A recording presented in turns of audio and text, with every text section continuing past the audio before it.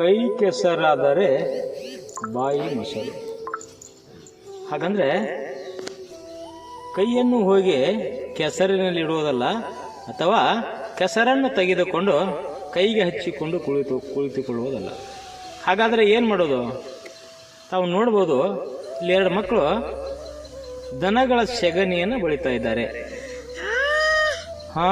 ಇಲ್ಲಿ ದನಗಳ ಸೆಗಣಿಯನ್ನು ಮಕ್ಕಳು ಬಳಿತಾ ಇದ್ದಾರೆ. ತಾವು ಗಮನಿಸಬಹುದು.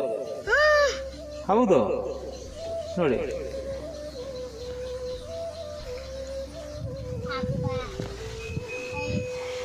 ದನಗಳ ಸೆಗಣಿಯನ್ನು ಬಳಿದು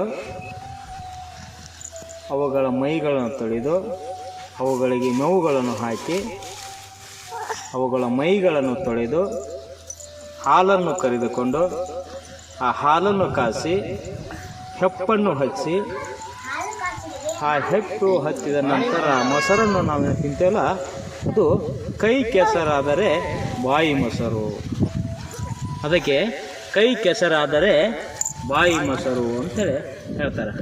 ಈ ಮಕ್ಕಳು ಏನು ಮಾಡ್ತಾರೆ ನೋಡಿದ್ವಿ, ಈ ಹೆಂಡಿಯನ್ನು ನೀರು ಹಾಕಿ ಕಲಸಿ ಬಯೋಗ್ಯಾಸ್ ಅಂದರೆ ಈ ಹೊಲದಲ್ಲಿ ಗ್ಯಾಸ್ ಇರುತ್ತಲ್ಲ, ಆ ಗ್ಯಾಸಿನ ಹುಂಡಿಗೆ ಈ ಮಕ್ಕಳು ಅದನ್ನು ಕಲಿಸಿ ಏನಂತೆ ಹಾಕುವ ಒಂದು ವ್ಯವಸ್ಥೆಯನ್ನು ಮಾಡ್ತಾ ಇದ್ದಾರೆ.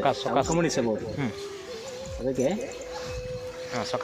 ಸಂಸ್ಕಾರ ಅಂತಾರೆ. ಸಂಸ್ಕಾರ ಅಂದರೆ ಮಕ್ಕಳಿಗೆ ನಾವು ಕೇವಲ ಶಾಲೆಯನ್ನು ಕಲಿಸುವುದರ ಜೊತೆಗೆ ಅವರಿಗೆ ಒಕ್ಕಲಿಗರಾದಲ್ಲಿ ಆ ಮಕ್ಕಳಿಗೆ ಹೆಂಡಿ ಮುಟ್ಟುವುದಾಗಲಿ, ಉಚ್ಚಿ ಮುಟ್ಟುವುದಾಗಲಿ, ಕಸ ಹೊಡೆಯೋದಾಗಲಿ, ಇಂಥವೆಲ್ಲವನ್ನು ಕಲಿಸಬೇಕು. ತಾವು ತಂದೆ ತಾಯಿಗಳಾದಂಥವ್ರು ಇಂಥದನ್ನು ಕಲಿಸಬೇಕು. ಇದು ಒಂದೇ ಅಂತಲ್ಲ ನಾನು ಹೇಳೋದು, ಪ್ರತಿಯೊಂದನ್ನು ನನ್ನ ಮಕ್ಕಳು ಮಾಡೋಕ್ಕೆ ಬರಲ್ಲ, ಕಲ್ತಿಲ್ಲ, ಅವ್ರು ಬರೀ ಶಾಲೆ ಕಲ್ತಾರ ಅಂತ ಹೇಳ್ತಿರ್ತಾರೆ ಎಷ್ಟೋ ಜನ.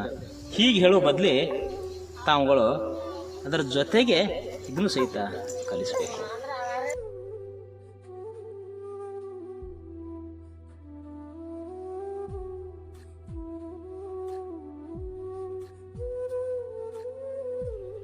ಈ ವಿಡಿಯೋ ಇಷ್ಟ ಆದಲ್ಲಿ ಲೈಕ್ ಮತ್ತು ಶೇರ್ ಮಾಡೋದನ್ನು ಮರಿಬೇಡಿ.